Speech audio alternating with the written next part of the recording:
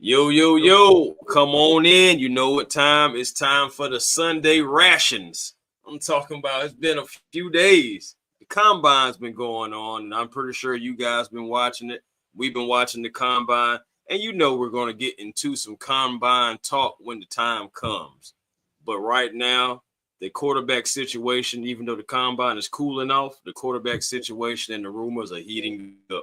And of course, you know you got your boy Chris Moore. A1 Forever Sports, Smooth Smitty next to me, Smooth Smitty Sports Machine. And below we got joining us once again, the historian, Ryan from the Birdcage LLC.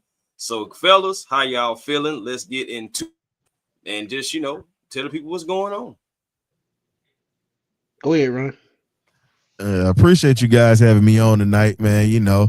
I see you got nicknames for everybody. You might as well say the helliest historian at this point, because I've been raising hell everywhere I've been going. So it is what it is being the bad guy, but I'm okay with it.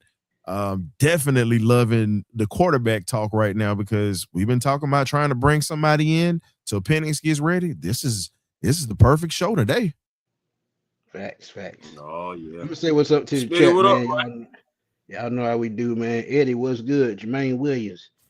Kendrick DeLoach, what's good, man? Big Q, what's up? Christian, what's good? Pit 197, what's good? That's Chris, not Mike. That's Chris. EJ, what's good? Tay, what's up, my guy? Ski, what's good, man? Nah, I ain't early. I'm a little bit late, actually. D Craig, what it do, man? And as always, man, as we tell y'all, man, please drop them super chats if y'all can. If not, we're gonna keep rolling anyway. But I'm gonna let the guys get into the first topic while I sit back and observe. But y'all go ahead.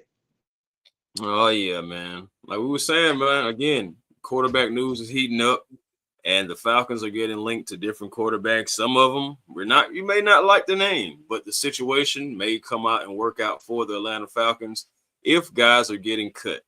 So the first guy is a guy that Smitty was talking about months ago, did videos on. Everybody kind of like bashed him, threw rocks at him, you know what I'm saying, as he was walking down the street. But it's all good. I got hit in the head, bro. That shit wasn't cool. Hey, they broke the glass over your head. No, they wrestling chairs.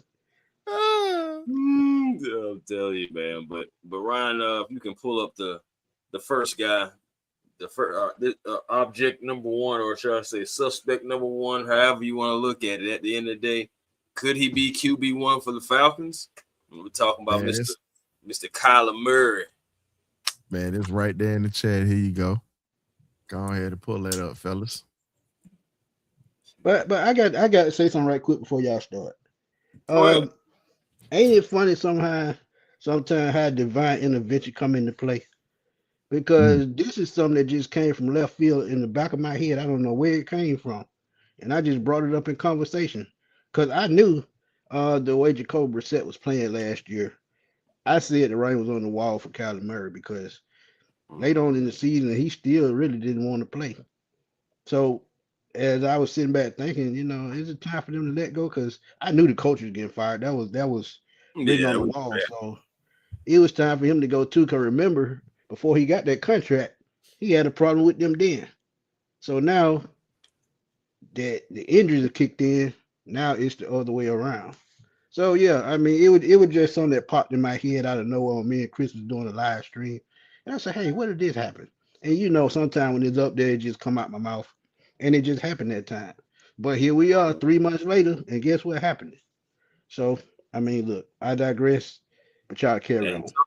And talking about that contract and saying that's that 5-year, $230.5 million contract extension that he signed back in 2022. Now, a lot of people was wondering, man, you going to pay Kyler Murray all that money? Yes, they did. And the contracts run all the way through 2028.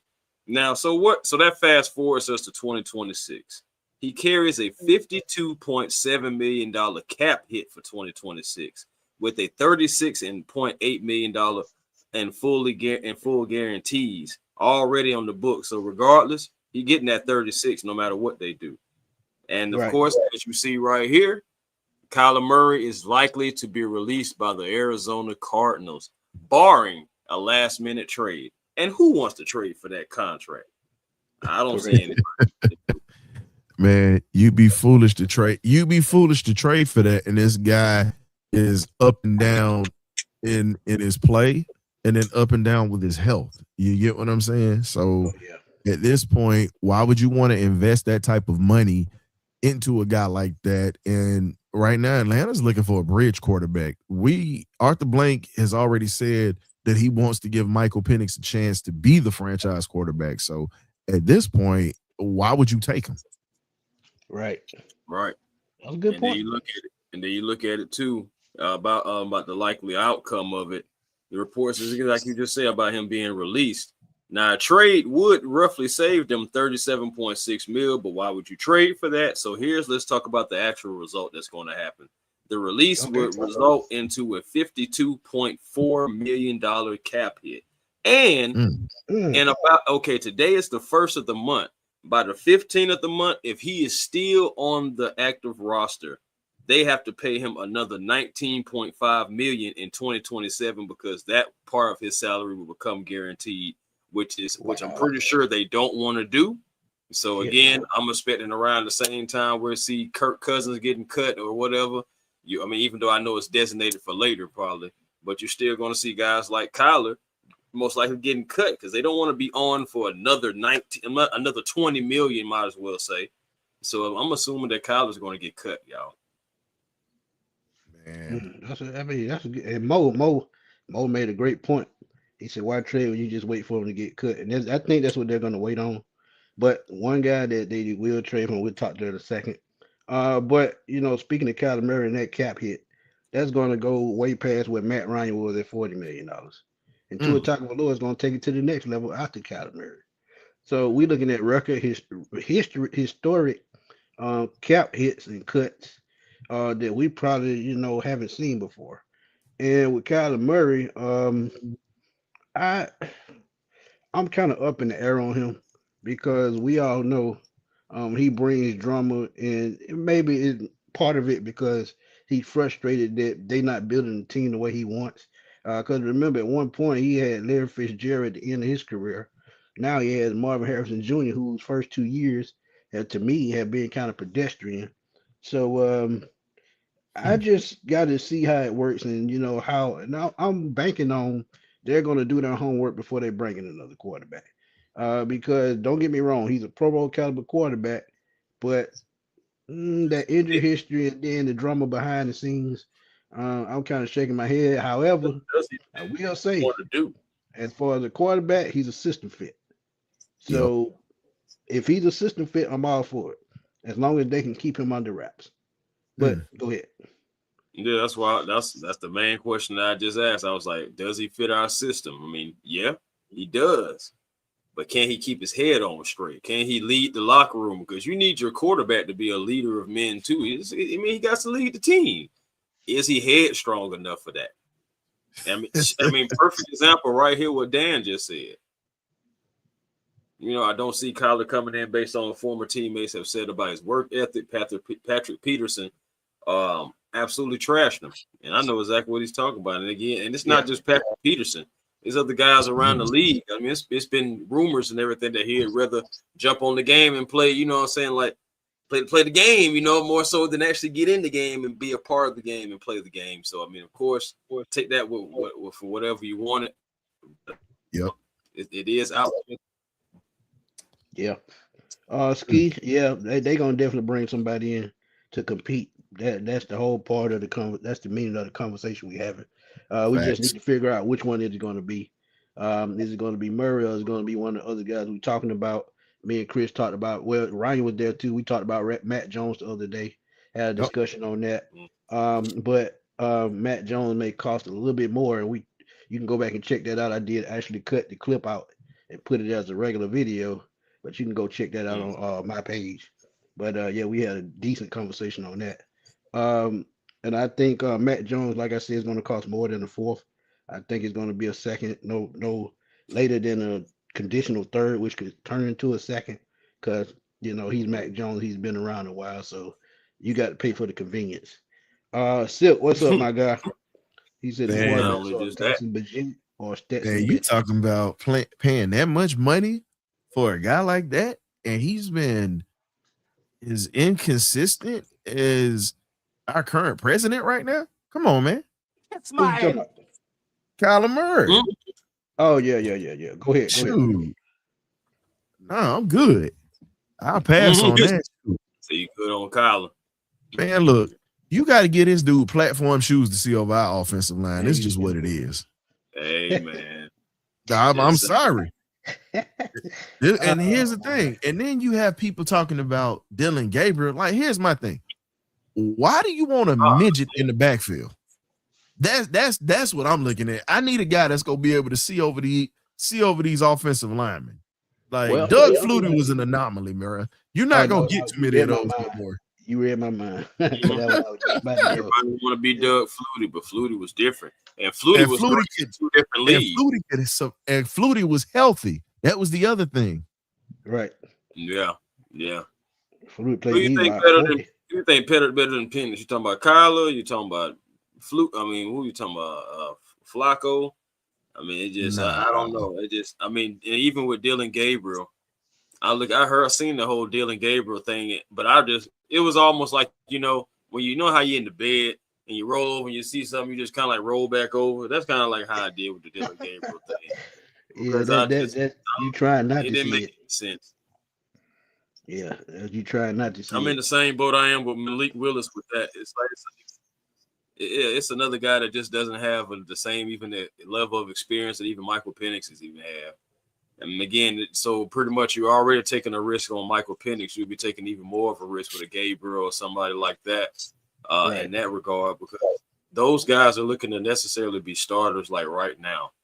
I mean, he's already been a starter, Gabriel. He got to fight with Shedeur Sanders, so he has a chance to still win the starting job up there possibly. And I would, if I'm him, I'm staying right in that situation, because you come to Atlanta, that's a totally different situation that I feel like you're just not going to be able to win.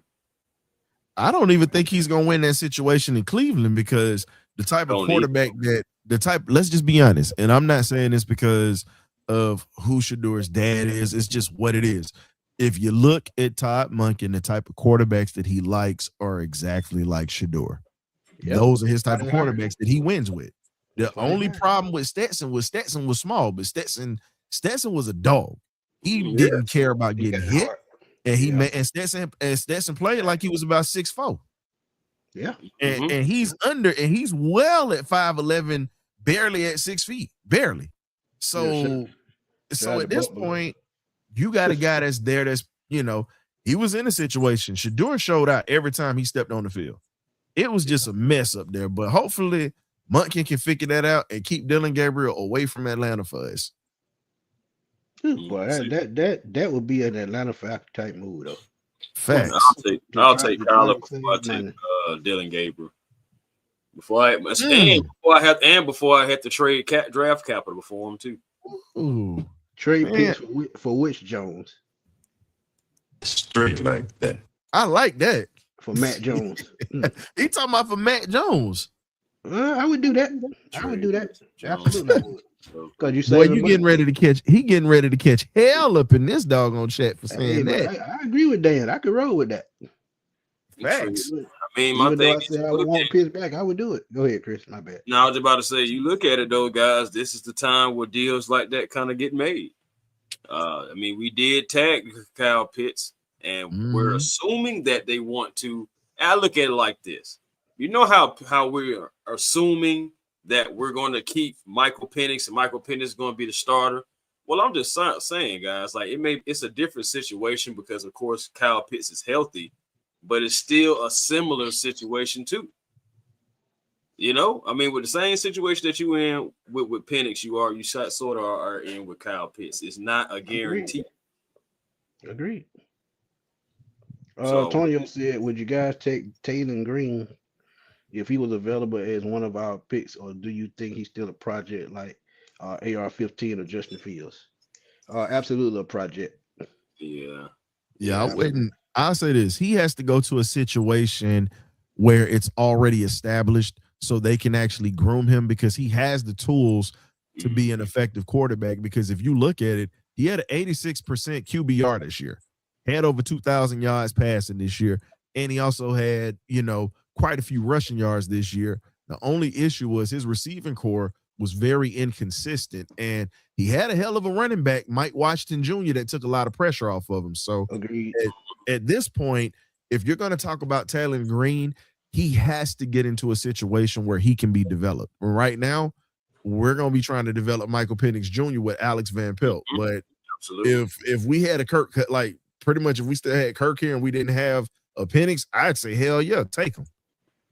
I think Houston, somewhere like Houston or San Diego, could take him on a late round, because Justin Herbert, even though Justin Herbert is a good quarterback, I still don't think they are fully sold on Justin Herbert. And I look at C.J. Stroud. Now, C.J. Stroud, he still has a little bit more time left, especially with the youth and just coming in. But if they spend a late round pick on him and then still try to do exactly what Ryan just said, take a couple of years to try to groom him possibly behind CJ, and if CJ don't take advantage of the next 2 years, you possibly could see a move. So you don't think Harbaugh is sold on Herbert? To be honest with you, I just feel like Justin Herbert, eventually, it's either going to be one or two things. Either Justin's going to get tired of the Chargers is going to get tired of Justin. Because eventually, you when you're just not getting to, you look at it, they get to the playoffs sometimes, right? They get to the playoffs, but it seems they always get bumped out. And Justin Herbert plays terrible games. Now, it don't be always on Justin, but at the same time, it still happens. And people look at you for what you are, a winner. The same way that how they looking at Michael Penix. You have people that call Michael Penix a loser because of what his record is, even though some of those situations and games, he was on the sideline and it was out of his control. Whether the other team was out there or whether the kicker was out there. A lot of his losses, he on the sideline. But regardless, yeah, man. Like Nando said, and I've been stressing this for a while, and I told Chris this the other day. If we do get a veteran like a Matt Jones or a Kyler Murray, it's pretty much done. Now, I know Kyler Murray probably be on a 1-year prove-it deal, and I get that part. But if he performs like he's supposed to, he won't get the big money he got in Arizona. But he's going to get at least $30 million a year at the least. Everybody keeps talking about Haynes King being the guy, but I need y'all to go look at his throwing. Yes, he had great games. Most of those games were won with his legs. His arm is not the best.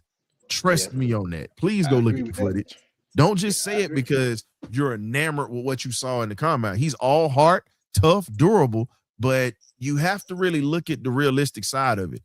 Haynes's accuracy has been his problem. That was why he left Texas A&M. Yeah.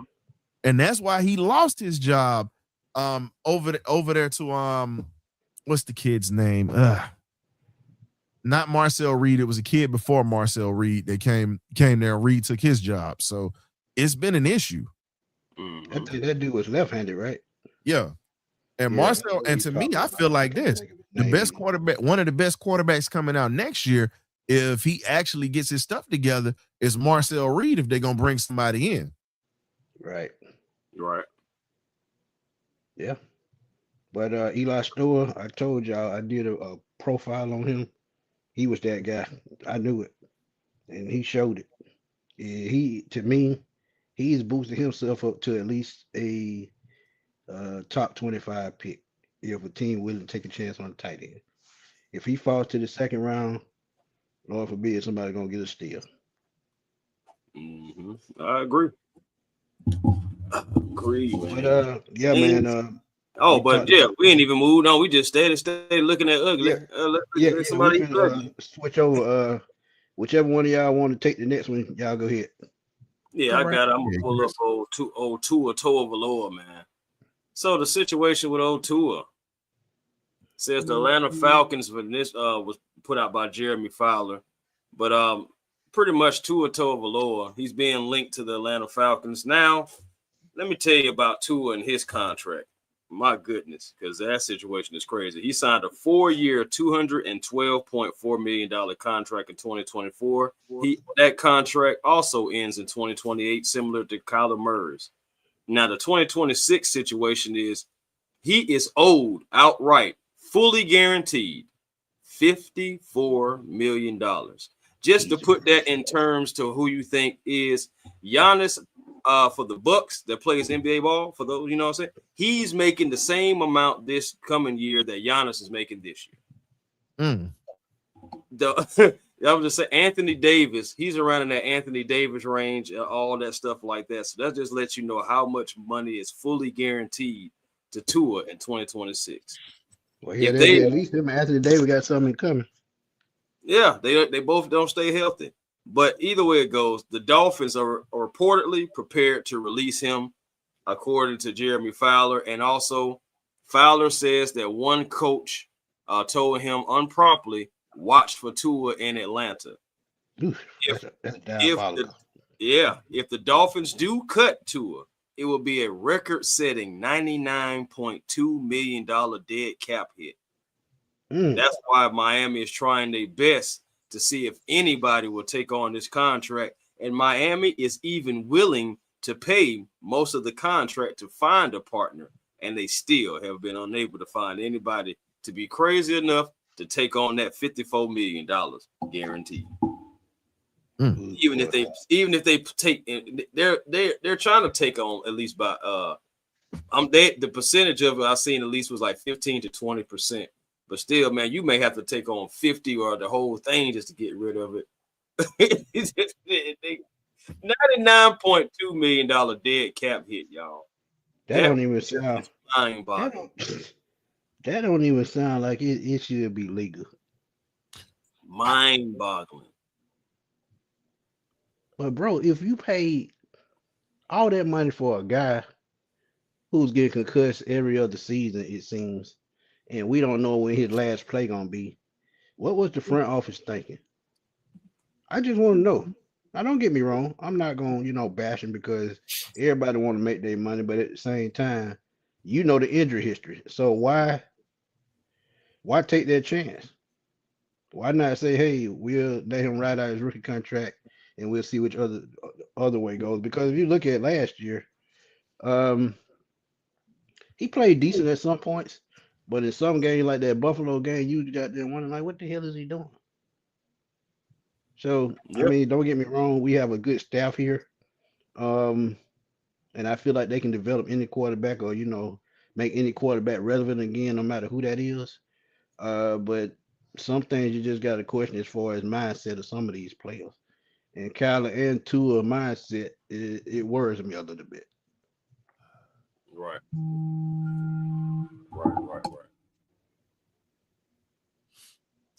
Ryan, you still there? No, I'm still here. I'm just listening. Go ahead. I'm just listening because at this point, look, we already know that we're sitting here talking about some of these quarterbacks that have no business of even playing with us next year. Just to be honest. And for me, Tua is a no-no. Tua, this is my thing. Tua has not been right since he hurt his hip at Alabama in that Ole Miss game. I'm sorry, in that Mississippi State game. Period. Yeah. He lit Atlanta up. I get it. But if you look at the overall situation, that is a quarterback that would be holding up. I'll put it this way. When we get rid of Troy Anderson, Tua, if he was here, he'd be getting ready to purchase the pretty much the tapioca pudding wing in Piedmont Hospital. He pretty much would do that. Period. That man would pretty much have that penthouse to himself at Piedmont Hospital. Period. So at this point, that's a quarterback that you don't even look at. If you look at him, I'm questioning the thought process of the folks that are in the front office. Pretty much I how can I put it? It's just it stinks. It stinks to high heaven to me if you even look at a guy like that to bring him here, knowing that we had offensive line issues last year. You get what I'm saying? He's literally leaving that situation to come to a situation where we're still trying to build an offensive line. So why in the hell would you even look at that? It pretty much smelled of high heaven, kind of like Funky's a fat man troll. You know what I'm saying? Boy, you crazy. It's just what it is. My main thing is I'm nervous about just his injury history. But you know, so my thing is like we're talking about Michael Penix's knees, right? Yeah. But what about Tua and his brain? Like I'm just saying, like being real, you got some of these guys that are gonna be coming off of that edge and they're gonna be coming hot and fast. I understand what Tua did, but you think about it. The head coach for that team was able to scheme things right for Tua to be able to went out there, and Mike McDonald took pretty much things from our playbook and showed us how to use it. Man, it really was a whole slap in the face to our offensive coordinator because it's saying, hey, look, bro, I can run plays similar to you and run them better with a different quarterback. And my quarterback got one eye. Man, let's just be real. Damn, Tua is just as fragile as Tommy Hearns' chin was in '88, bro. Come on now. What we doing here? I'm serious. It's just as fragile as Tommy Hearns' chin was in '88. You hit him one good time, he pretty much freezes up. So why would we even consider that? Joe Flacco, to me, I feel like this. Joe Flacco is pretty much one check away from Social Security. We already know this. And I'm not even going to sit there and waste time with that. My thing is the only logical explanation is Jacoby Brissett at this point, outside of Jimmy G, if Jimmy G's free. No. But we don't even know how his body's going to hold up because he's been injury prone. He's 35 too. But let's be real though. We know why this situation coming. Of course. They trying to find a cheap option until Penix is ready. If they can find a cheap option until Penix is ready, they're gonna roll with it. No ifs, ands, or buts about it. So here's the question, because I know y'all gonna go to it next. But when you look at Jacoby Brissett, you talk about 3,366 yards passing last year, 23 touchdowns to 8 interceptions, and a passer rating of 94 over 14 games. Over 14 games. That's better than anything we've had in a minute. Yeah. Would you take that if the price was right? Yeah, but and now I'm glad that you said that because that's what I want to figure. I want to ask you two gentlemen because, all right, the contract situation is a 2-year, $12.5 million deal that he signed in March of last year. He's still under contract for a base salary of $4.88 million. Total cap is approximately $9.19 million. They're expecting him, especially if Kyler Murray is cut, for Arizona to keep him. But, of course, the Jets and the Falcons are interested in him as an option. Now, the Jets, they may try to use him as a outright starter, especially because, it's reported that they're going to move on from Justin Fields. But in the Falcons' case, we need him, of course, as a bridge quarterback to help out with Michael Penix. And, honestly, that situation would definitely would actually make more sense for the Falcons because you have a guy that is going to come in and compete to a degree, but most likely you can have him be the starter for a few weeks. And when you're ready to have Michael Penix come in to see what he can do, you won't feel as bad, or you won't feel like, all right, well, we just paid this guy or all that stuff like that for that. Now, I'm thinking you say Mac Jones, you're going to have to trade a draft pick for him too. But what would the asking price be for Jacoby Brissett, who is lesser than a Mac Jones when it comes to contracts and possibly importance, considering the fact, because 49ers, Brock Purdy be in and out that lineup too. So they may be looking at him and as a possible starter down the road if things don't fully work out with Brock. Agreed. So what would the asking price be? Like, what would the draft capital cost for Brissett? Trade for Brissett? I mean, it's gonna be high for any backup quarterback because they're in need around the NFL period. So any team is really gonna overpay. I think we don't have a 5th round pick, correct? I don't I think we may have a fifth round pick. Oh, keep talking. I'm working on it. And here's the thing. Now, it's people around the city that keep saying, well, bring Justin Fields here. It's the reason this boy done been cut 3-4 times already. He's had starting jobs and have lost them because he is just not good. Breaking news, He's Ryan. a college quarterback, not an NFL caliber. He'll win some games here and there. But again, all I'm saying is this.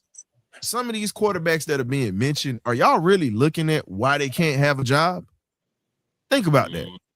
Joe Milton couldn't hit the open ocean with a beach ball. Let's be real with that. That's what he struggled with in Tennessee. The open ocean with a beach ball. He couldn't hit the open ocean with a beach ball. That's why New England cut him. Come on, man. He struggled at Tennessee with that. But dude. Real quick, no first and fifth round. No first and fifth round. That's what it is. Yeah, that's what I thought. But Josh, I never said that about Sam Darnold because if you actually look at it, Sam was actually an accurate passer while he was in college. Yep. The problem, and here's the thing, he showed out in Minnesota.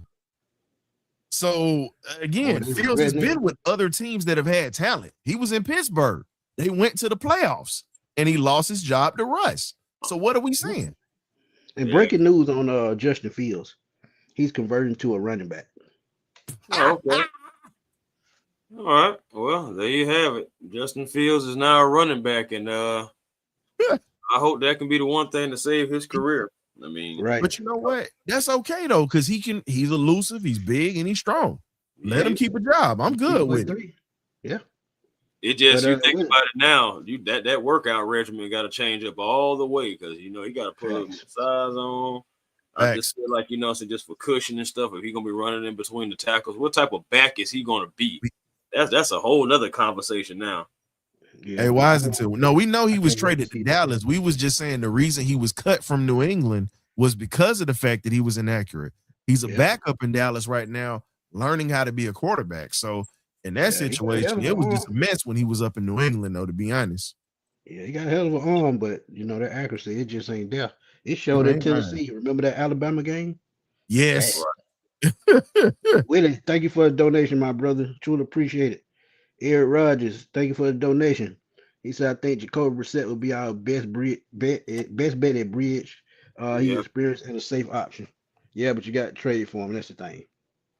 But again, I feel like he would be a less than less than Mac Jones. I feel like Mac Jones has had a little bit more production recently. It's like, what have you done for me lately?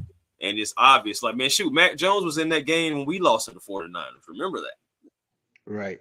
So again, like, I just feel like the draft capital, if they want maybe a second or a third for Mac, it's a possibility. Then you possibly have to spend like a fifth, sixth. Maybe if you're lucky, maybe a seventh at least. Because I'm looking at the contract, they're not paying them much, so you can't ask for a whole lot when you're not really paying. And I don't know if they're actually willing to extend him either. That's what I'm thinking about. It's a new coach coming in, so he may be looking at him as like, yeah, maybe like a little bridge option, but I'm not going to extend you because you're not my future. Yeah. So maybe we can still possibly get him for like less. Yeah, like with Matt Jones, I told you this the other day. The 49ers may trade him because they don't want a quarterback controversial over $50 million quarterback. So in that aspect, I could actually see them trade Matt Jones. It just a matter of who's gonna win the bidding war, because I'm sure Atlanta ain't the only team, the Jets or another team.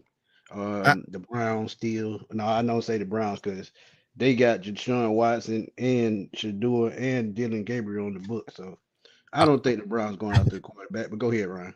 Hey, Smitty, I want to apologize to TJ Martin 13. You know what? I was wrong, sir. I apologize for that. No, Joe Milton was traded, but he was also benched. So they got rid of him way before they could cut him. So I do apologize for that, sir. So I'm wrong. I have no problem with saying it. You are absolutely right. But his ass ain't starting nowhere right now, is he? Yeah. Yeah, man. That's the situation. Man, honestly, I would like to. I got it. I'm interested in, but again, that will cost you some draft capital as well. That's the problem, man. Guys that we really kind of would be interested in is going to cost you draft capital, or even possibly a player, or just are not available. And then it's like a lot of guys that we've been talking about. Think about the last 2 shows we've been talking about quarterbacks. We don't really want any of those guys, any of the guys that we're talking about. But it's sad because we got to be in a situation to where we have to take on somebody in order to at least be the bridge until we be able to see what Michael Penix can do. Because I'm still not giving up on Michael Penix. I believe that Michael Penix can still be something as long as we give him the opportunity. Now, if we give him the opportunity and he doesn't capitalize on it and he's not the guy, okay, we'll get to that bridge when we cross it, but we still have to get to the bridge. Right. You know, so again, That bro, bridge, it's like we don't want none of these quarterbacks for real. That But bridge yeah, bro, that's what I'm saying. And I mean, because you think pandemic, about man. it. Facts. Think about it, bro. Now, I'm about to ask y'all a question. Go ahead. Think about this. Out of the last 2 shows, outside of like Mac Jones, you may pay Mac Jones. But outside of that, are you paying Malik Willis? Are you paying Anthony Richardson? Are you paying any of these quarterbacks that we're talking about? No. But that's what I'm telling you. If they bring somebody in, it's going to be short term. Because if they banking on Penix, they just going to have them in until probably the first 6 weeks. And then it's going to be somebody they can throw back on the bench. But I keep saying again and again, if we're headed in the right direction with that quarterback, it makes no sense to switch it out in the middle of the season. It makes absolutely no sense. But, and now here's the crazy thing, and I don't know if y'all heard this, and it was people in our fan base, and they were saying, oh, well, Atlanta's looking at AR-15. Hell no. No, that's one that we need to stay away from. AR-15. Right, man, look, I'll be honest with you. That's a quarterback that, and I'm not trying to trash the kid because, again, I think he should have stayed at Florida longer to develop. But in the NFL, that's 10 miles of bad road. Right. I'm going to be real with you. He showed flashes in Indy. He just didn't have the right coach. And he needs more time to develop mentally as well. Because he was only 20 when he got drafted, I think. So he's talking about a 20-year-old kid who really had only 13 games played in college, just like Mitch Trubisky. And, you know, they just threw him in the fight. And he wasn't ready for it. But Smitty, what got him drafted was what he did in his shorts at the combine. And then if you go back and look at the game that he had against, he came off the bench and he had that, I think it was like 75, 85 yard run that he took off, and he literally looked like a Cam Newton hybrid when he ran. A lot of people kept flashing it, and we were just saying, if you watch college ball, he's a guy that has tools, but he needs to be developed at this point. And the question is, who's going to be patient enough to develop that cat? Yeah, that's another thing. I'm telling you, we got Alex Van Pelt who's good at developing young quarterbacks, but at the same time, he got other job and worry about the starting quarterback. And that's going to be the key. And that's what I'm saying. Whomever they bring in is going to be somebody with their feet up under them already.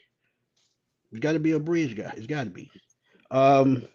Pandemic, what's good, my guy? He said Mike Penix is Terry Fontenot and Raheem Morris, franchise quarterback. And I got this rebuttal against that a little bit. Actually, that's Arthur's quarterback. Let's keep it real. Yeah, I'm about to say, Terry Fontenot was about to draft Latu. Latu, facts. Yeah, so it said this system that's not made for Penix should do fits this system better than Penix do. But they're not gonna trade Shador because they, you know, one thing about it, he they big ticket.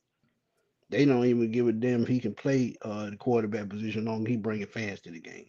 And that's gonna be like Mike Vick was back in the day, just because of who they are. They gonna bring fans to the stadium. So they not letting that go. And he's a 5th round pick. And they wouldn't get nothing in return for him. I mean, you can't really get nothing in return from him. Yeah, he's starting, but he's still a 5th rounder. So it's like, what are you asking us for? You know, you would get more actually for Dylan Gabriel because he was drafted before he was. It's crazy. We know every quarterback isn't a finished product, fam, but you also have to look at the systems that a lot of these guys come out of, because if you talk about AR-15, like we were saying, he had 13 games under him. He was told to be an athlete. He was not developed as a quarterback at that point. And if you look back at it, they did him a disservice at Florida. I think if he'd have been at a school that actually teaches quarterbacks fundamentals and actually helped him understand certain intricacies of the game instead of just making him be an athlete, I think he would have been I think he could still be a very good quarterback in the league, but somebody's got to teach him. And let me reiterate he's this. speaking on Joe Milton, my bad. Well, same with Milton. I think Milton could be a good quarterback if somebody teaches him too. Yeah, I agree. But yeah, real quick, I was just gonna say both of y'all. To reiterate this with both of y'all, man. I talked to both of y'all about this. The reason why Mac Jones makes so much sense. One, he's a pro-style quarterback, which the system that they're going to run in Atlanta now is fit just for him. All of these other quarterbacks that we named, how many of them are perfect fit for a pro-style offense?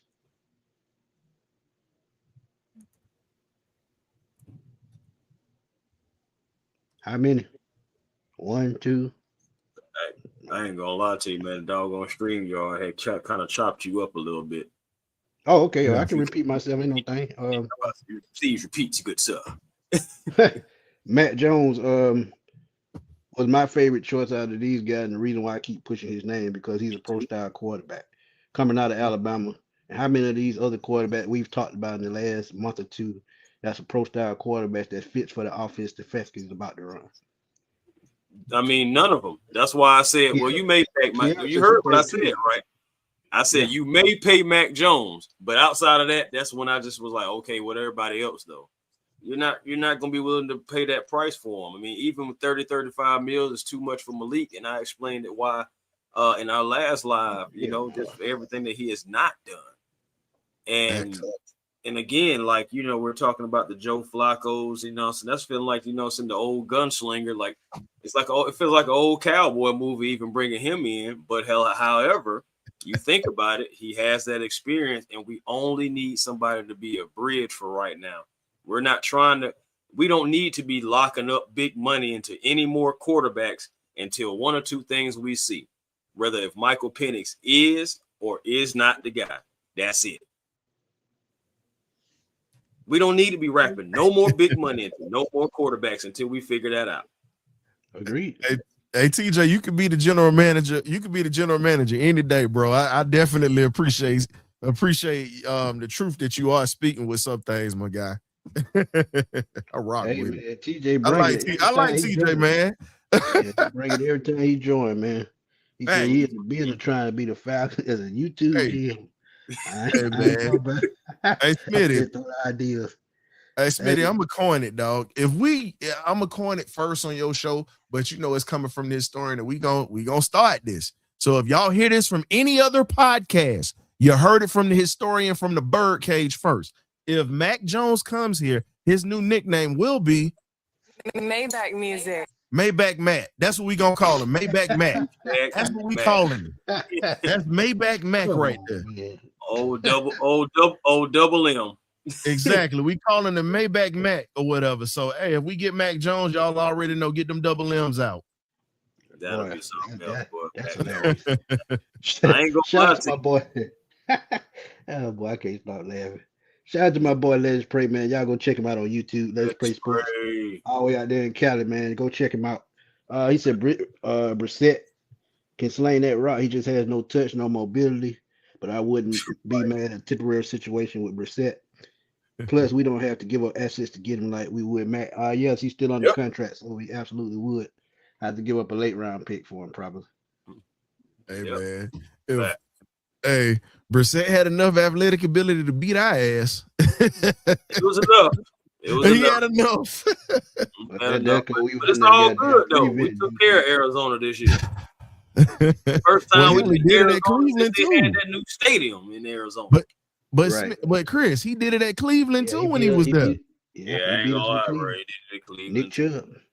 Yeah, dude, him and Nick Chubb. That's crazy. Just that carousel, they went through like 5 quarterbacks that year. And I think Ryan was one of them. Hey, man. Good question, Tony. Marcus had a stroke when we lost to the Cleveland Browns that day. Boy, I remember I had to calm Big Marcus down, boy. He lost it. He lost it that day, Smitty. But Ty Simpson, I think Ty Simpson is going to be the second quarterback taken off the board. I Yeah. think he will possibly be at the bottom of the first round, top of the second. Yeah, I mean, because you know who going first. Mendoza's going to the Raiders, so you Then got after to that is a start fall looking at off. quarterbacks past him. And Ty Simpson Yeah. is number 2, even if he goes in the second or third round. I know our first draft pick doesn't need to be a quarterback. So honestly, if Ty Simpson is in the 7th round, then maybe you look at him. You know what I'm saying? But I don't think he's going to fall that far. Oh God, that's an excellent question. He was coming up too. Go ahead. Brissett does have grit. Absolutely correct. This right here's the question. This is right here's the question. Oh, here we go. It's not going to happen, y'all. Listen, No. we need we need a defensive tackle right now at this point. We're a little soft in the middle in the defense if y'all hadn't realized that yet. Y'all keep talking about it. We got Kobe Bryant that's here. Yes, we need to bring in another corner, but right now we need a zero tech. We need a 300-pounder that can keep these linebackers clean at this point. Right. We don't have that. Ruka Roro has been playing out of position. All your interior D linemen that should be playing in the 4 technique or the 3 tech or whatnot are literally out of position. You need a true zero tech at this point.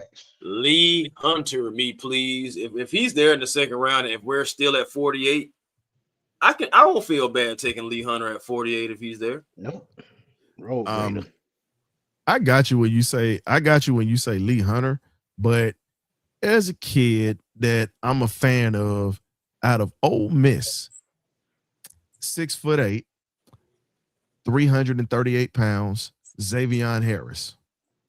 Oh, yeah. When you talk about a guy that is a game wrecker and a guy that can also hold up in the middle and keep your linebackers clean for them to make plays, Xavier is a monster. Now I'm a Georgia fan. I love, you know what I'm saying, my guys at UGA, but that dude there, he made life hell for Georgia in that Sugar Bowl.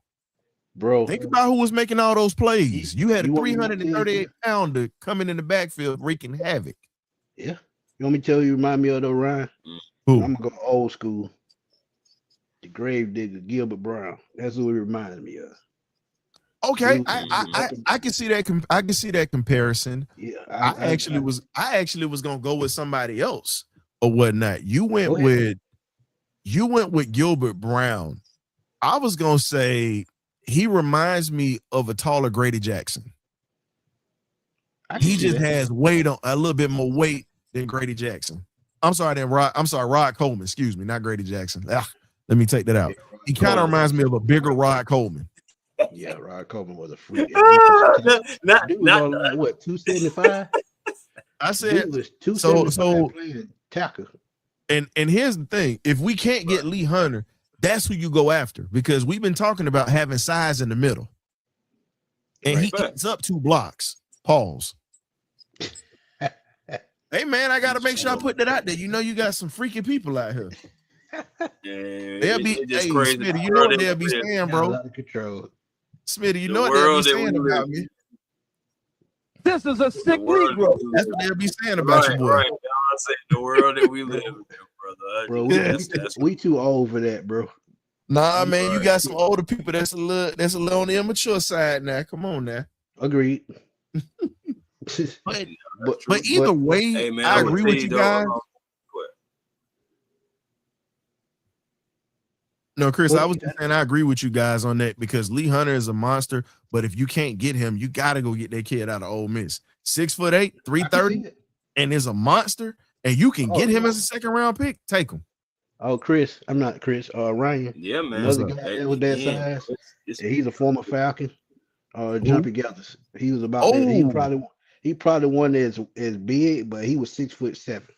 Dude was a damn wrecking ball. He put that forklift on your ass, it was over. But here's the crazy part. When you look at Xavier Harris, man, it's not just being 6'8" and 330 pounds. You also got to look at the fact that he can also line up as a 3 tech or a 4 technique on the inside, or a 5 tech, and giving a defensive coordinator like a Jeff Ulbrich multiple sets, and him being a Swiss Army knife being that big of a guy playing on the interior. And he doesn't just do run defense. He can also rush the passer. So he has a legit swim move and he's a legit weapon. And sometimes when guards and tackles have no answer for a guy like that, and he's a guy when he gets downhill, he's hard to stop. Facts. Hard to stop. Facts. And another thing about what you add on what you're saying, I actually talked about this the other day on one of my videos. If they can find that guy to plug the middle, they can move Dorless around to an end because he actually did it at Oregon, and he would, kind of replace some of the sack numbers that we're going to possibly lose with JPJ. So that's why putting a big man and plug in the middle, that's why it makes so much sense because you got to think about what you got to make up. But Let Us Pray had a question. He said somebody mentioned earlier what y'all think about kicking the tires on Preacher Man, Jameis Winston.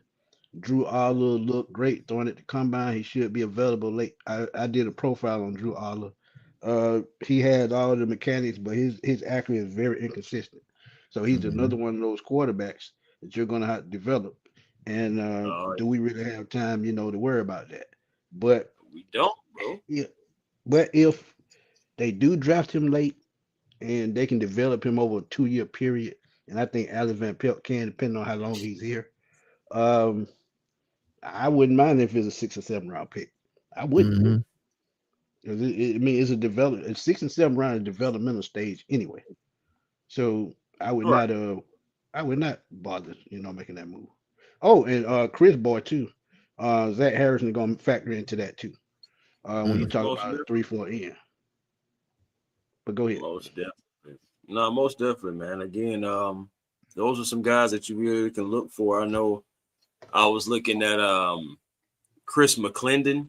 I think that's his name.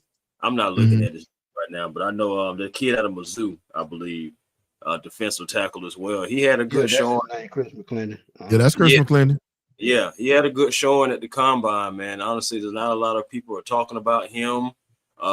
Jackie Marshall, I know he's a little undersized. Like I think he's only weighs like 295 or something like that, but he showed up as well on tape as well. Another guy that I liked at the combine looking at was Devin Easton out of Minnesota. Like he really surprised me, and he had a lot of. And when it comes to like force and just giving like that power, he ranked higher than a lot of guys. Even Zion Durant, he was right up there with Lee Hunter and everything. Like he has some power and some pop behind him as well. So there are a few defensive tackles that you can look at, but of course we have to find the right one for the scheme. But Devin Easton, I'm gonna have to look at some more tape on him because he intrigued me, honestly. But again, we just need a big body. I do like what you were saying, Ryan. And yeah, you possibly can get him in a later round too. So we have to start thinking about that. And that's another thing about scouting these players this year. Like Ryan, Ryan and Smitty, I don't know how y'all been having to do it, but for me, I've been having to look at the top guys and then eliminate them. Once I have like a list of 10 guys, I gotta eliminate like the top 4 or 5 because they may be gone in the second or third round where we actually need to pick up a player. So you're looking at really like the back half guys, and it's just like, Smitty, I got something for you. The wide receiver position, you're gonna have to eliminate like the first 6 or 7 because the wide receiver is gonna be deep in this draft. I can see 7 wide receivers being taken in the first round. And Smitty, I got something for you. Now, y'all talking about D tackles before you get to the receivers. Here's the other thing, and y'all know I scout HBCU players too. By the way, we support HBCUs on the Birdcage. So facts. If y'all not fans of the HBCU players, you're missing out. I'll give you this. There's a kid out of Jackson State by the name of Jeremiah Williams, 6'2", 314 pounds. When you talk about a monster of a man, mountain of a man, that guy right there plays bigger than what he is. Steve Weish pointed him out. There's another kid. He's right in the state of Georgia. You can bring him in as an undrafted free agent as well. Tony Roundtree Jr. out of Savannah State, 6'2", 330 pounds. He's a good old Augusta boy. If y'all folks down there in Augusta, y'all know about him. And you're talking about guys that are monsters. So again, when we talk about players, there are diamonds everywhere. So when we look at it, hell, I can give you this here. There's a kid by the name of Eric Hunter. That's a linebacker out of Morgan State. Had over 100 tackles this year, solo tackles, by the way. He's another guy that Steve Weiss put the mark on. And they weren't that good this year, but he was. Been good ever since he stepped foot on the campus. If you compare him to somebody, even Buck Bellew and I talked about it, he's a poor man's Jesse Tuggle. Go look at the film. Please look at the film. He's one of those. And remember, Jesse came in here as an undrafted free agent and became one of the best linebackers we ever had here in Atlanta, next to Tommy Nobis. Should be in the Hall of Fame, by the way. So I needed to make sure that I put those out there because we're going to have a breakdown when we have our stuff, and I want y'all to come through because y'all know I'm going to have some gems for y'all boys, man. Facts. But we're going to answer this question for Ghost Pepper. Then we got a super chat, and we're going to start to be winding down. But Ghost Pepper wanted to know, what are y'all thoughts on Hendon Hooker or Tyler Huntley for stopgap quarterbacks? I'll let y'all go first. Stopgap. I mean, Huntley would be possibly intriguing. I don't know a lot about Hayden Hooker after his injury. I don't know exactly like what the Lions are really doing with him. Or are they planning on keeping him or what? But I know Huntley may be a little interesting. I know just being familiar with that AFC North area. I know Kevin Stefanski knows the guy. And I know he also was with the Cleveland Browns for a brief moment. So it possibly could work, man. Like, I mean, you make him bring him in. You're not looking for a guy. You're just looking for a Kerry Collins. You know, so you're not, you're not looking for. I'm just saying, you're not looking. I thought you was gonna say a Trent. I thought you was gonna say a Trent Dilfer. I mean, because everybody always says Trent. You just Kerry Collins. You could have said Jeff Garcia. Okay. Everybody looking for Jeff Garcia, Doug Flutie. I mean, whatever. It just everybody. At the end of the day, we just need a stopgap, man. We just need somebody that's gonna come in here and be better than Joey Harrington. You know. Boy. You tried it. You know what, Chris? This for you. Don't be ignorant your whole life. I'm just saying, we need somebody better than Joey Harrington. You know what I'm saying? Hey, but I'm with you on that, man. I think Huntley would actually be a very good stopgap quarterback. But if it doesn't cost that much, go ahead and if you're not gonna take him, you know what I'm saying? You got Hooker, and then remember we still got Kyle Trask in the building too. Right. See, and that's the guy who got Pitts drafted, by the way. Just saying. Pretty much. We got a guy that's got a great relationship with Kyle Pitts or whatnot. And, he really didn't get a fair shakedown in Tampa. And truthfully, he's a damn good quarterback. He just never got a chance. Yeah. And he was another one of those guys that were undeveloped at Florida. Exactly. And most of his development came from his high school quarterback because he led the 1 year that he started, he led Florida to the SEC championship game. Right. So just think about it, man. Most people aren't talking about this dude having great pocket poise, very smart quarterback. He's mobile and he's big. Yeah. Now, when he went up against that Georgia defense, he got his ass handed to him, But they still won that game, though. But that defense was getting after him. That was one of the better damn defenses Georgia ever had, man.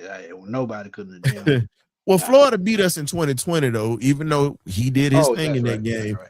But we was getting after him that day too. You saw the fruits getting ready to bear for the year after. Yeah. But my answer to that stopgap, I can definitely see Tyler Huntley knowing what he's done in Baltimore. I'm with Chris on Hendon Hooker. I know he did at Tennessee, but he really hadn't got a shot in the NFL like that except for preseason.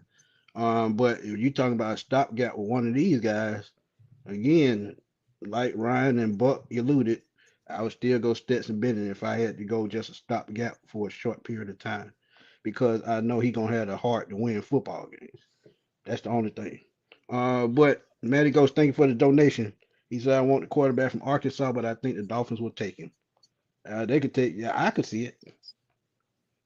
I just hope they don't Chris ruin talked about this. When were you talking about this, Chris? Last week about Dexter Lawrence? Yeah, we saw this coming. Yeah. Yeah. And I would absolutely love it. But like Crit said, we don't know about what their elbow looking like.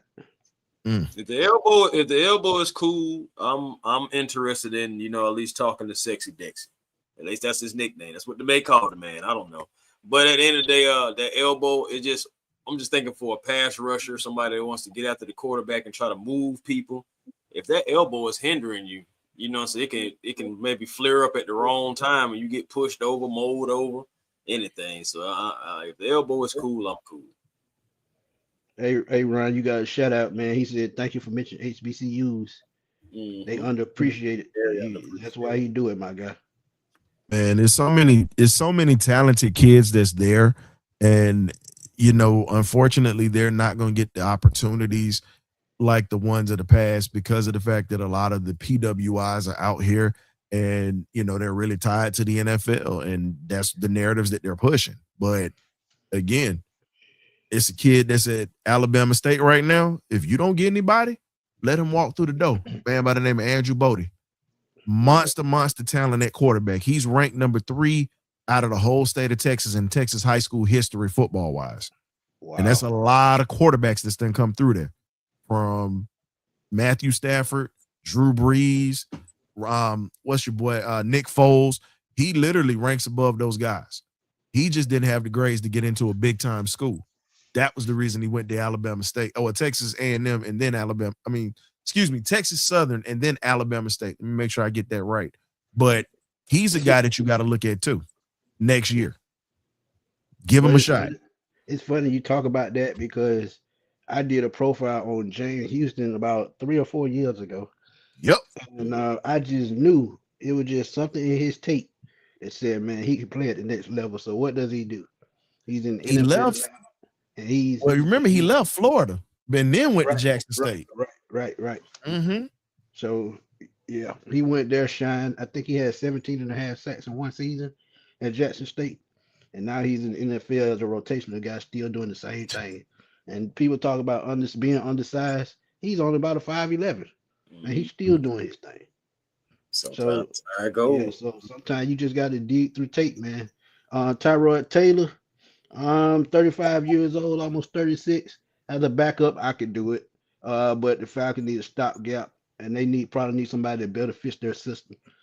He's been around a very long time. I think he's in season 14, if I'm not mistaken. So yeah, he's been around a while, but it depends on the cost.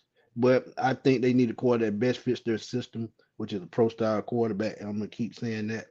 But let us pray, man. He said Dante Corleone, Cincinnati 6'1", 340. Yeah, he a record buffet. But man, he about a bit. I know exactly. Man, he about one biscuit away from Tennessee. Get off.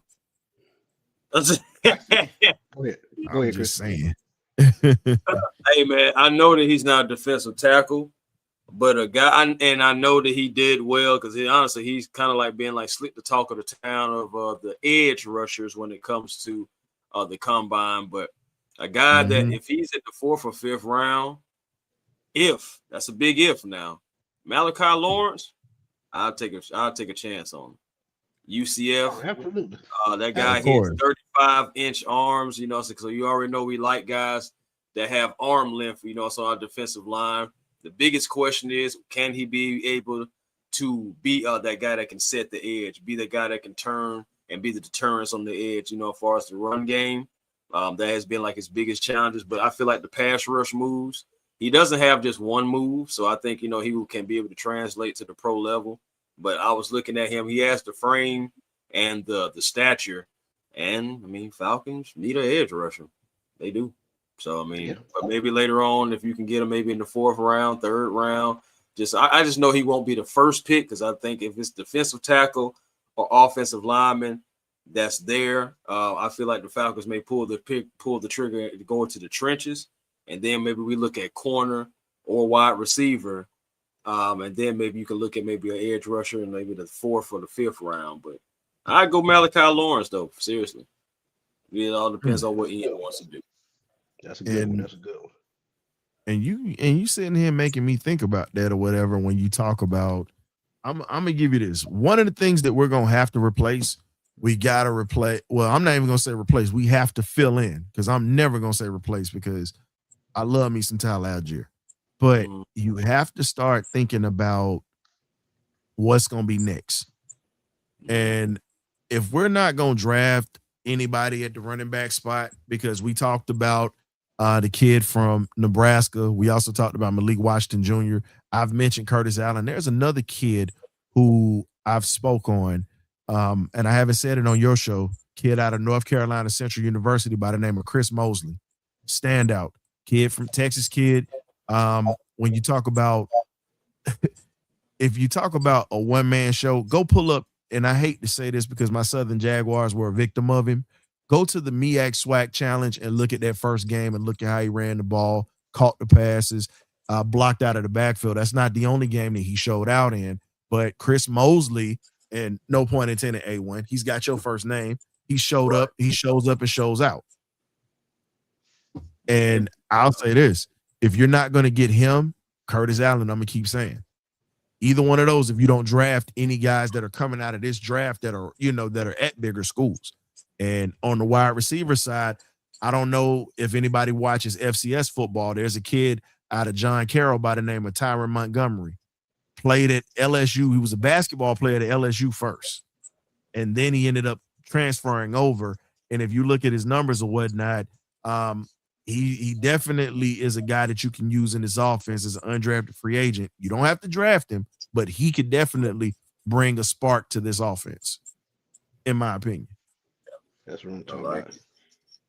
We definitely need I'm gonna be real with you, Kendrick. I think Caleb Banks gonna end up with the Steelers. They got to find a replacement for Cam Hayward, so he'll be a perfect replacement. He really would fit with them. Yep, he really would fit with them. Yeah, Bryce Lane. Man, I ain't gonna lie to you. That doggone Chris Brazil, man. I feel like he improved his draft stock running that 4.3 because they had predicted him to run like a 4.5. I was like 4.5. I was like, it don't look like 4.5 on the field, but we'll see. I almost ran on 4.3. Yeah, we damn sure found that out early in the season last year when he played against Georgia. Yeah, he did. Couldn't run against them boys. He ran past everybody. That was the thing. And then their damn quarterback. My thing is the quarterback didn't see it, so it didn't happen. Right.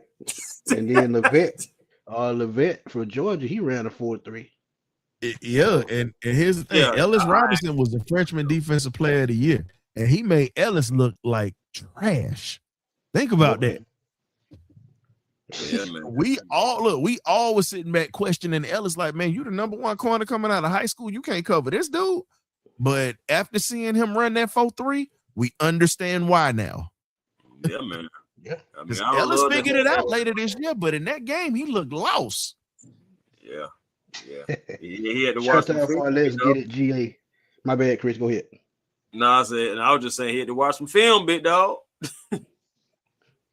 Shout out, boy. Let's get it, GA, man. What's good, my brother? He said, just when I needed my guys the most. What's good, man? What's good? What's good? Let's get it. That's all we got, man. $100,000. Falcons for life said, fucking re-sign Desmond Ritter. No, absolutely not. But if y'all got any closing remarks, man, y'all can go and let them fly. He said, sign Desmond Ritter. You big dummy. No. I had to bring that Fred G. Sanford up out of it. But no, man, definitely appreciate y'all having me on, man. I enjoyed this with y'all boys today. I know I'm just messing with y'all, Falcons for life, man. Definitely enjoyed going back and forth with everybody. But y'all can catch us Thursday night at 8 p.m. in the Birdcage. I'm the historian, got the magnificent Birdcage crew. This week, we actually have former Florida State wide receiver Kez McCorvey coming into the building. So we're going to have a FSU Hall of Famer come through, former wide receiver, national champ doing his thing. But definitely are going to have more Falcon talk this offseason as well. So we definitely appreciate the support from A1 and Smitty. Man, before y'all exit out of here, please hit that like and subscribe button for these guys because they put a lot of work in for everybody, giving up content every day, man. Please, please, please These brothers take time out of their life to give you guys great content. So hit that like and subscribe button. It's only free 99, fellas and Hey, ladies. that's facts, man. Sometimes they be having me sleeping on the sofa and shit. But go ahead. You got to get your chicken, man. Mhm. Yeah. The more likes y'all get, the more chicken Smitty get. Hey, Yeah, hype man. us up, man. That's what we need. Hype us up. Hype us up. Supers. Anything, man, works, man, and it helps, man. We appreciate everything that y'all do. Facts.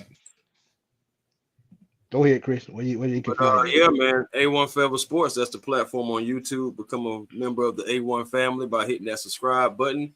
And of course, we appreciate it over here at A1 Forever Sports. Same thing for the Hawks Digest.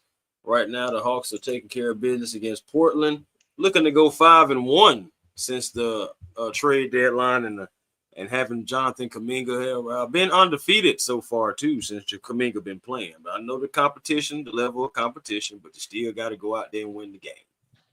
But Twitter A1 Forever, Instagram A1 Forever, and the real A1 Forever on TikTok. Make sure y'all find y'all peace today at 8:00 at night. Y'all make sure y'all find y'all peace because positive energy always creates elevation. Facts. That's what I'm talking about, man. Find me at FatBoySlim_21 on Twitter. I'm always over there blowing that thing up, man, because that's what I do. Don't forget to keep following me on the Smitty Sports Machine YouTube channel as I bring y'all latest updates and all that good stuff. Draft, and we gonna put together a draft show, man. We talk about the draft. We've been talking about the draft the last 3 shows, so we got to put together some coming up soon with Chris, Ryan, all of us, man. But again, man, he said our Hawks about to finally hit 500. I'm telling you, man, Cash that Johnson, in. Johnson Kuminga was a blessing from God because nobody seen that coming, not even me or A1. So, I mean, we'll see. 821 said, "For y'all get out of here, don't sleep on the background, the backup from KC." What we talking about? Gardner Minshew? Minshew started for the Jaguars, but he would be a good placeholder. He's not a guy that you want to keep in for too long, but he can win some games for you. Yeah. And like I said, they're gonna rely on Bijan until Mike gets healthy. So all he gotta do is make the throw that any quarterback need to make the throw that they need to make at the right time. If they can put up 24 points a game to 27, I think the Falcons, have a decent record by the time Penix returns.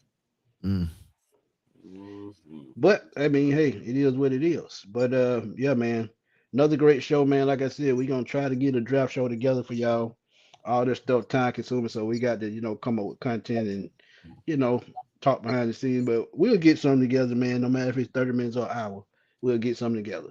But another great show, guys. Thank y'all for coming through, and thank the chat. Thank y'all for the donation. Truly appreciate it as always. But we're gonna holler at y'all later, man, because the chicken wings are waiting. And we're gonna see y'all soon, man. Peace. Ghost.